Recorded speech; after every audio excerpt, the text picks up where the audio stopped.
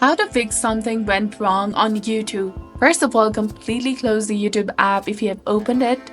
And to do this, you can swipe up or close the app in iPhone, or you can click on these three bars and then click on Close All Apps. This process is similar on most of the devices. So next, check your internet connection. It's likely working since you're watching the video, but you can confirm it by opening a web browser like Google Chrome and loading a web page. If your internet is fine, try restarting your phone, and after 10 to 20 seconds, press the power button again to turn it back on. The process is similar on all the devices. If the problem persists, you may also need to delete and reinstall the YouTube application.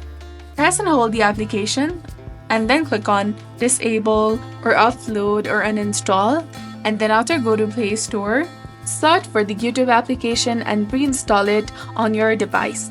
This will also ensure that you have the latest version of the app. Once you've reinstalled YouTube, open it up, and that should resolve your problem.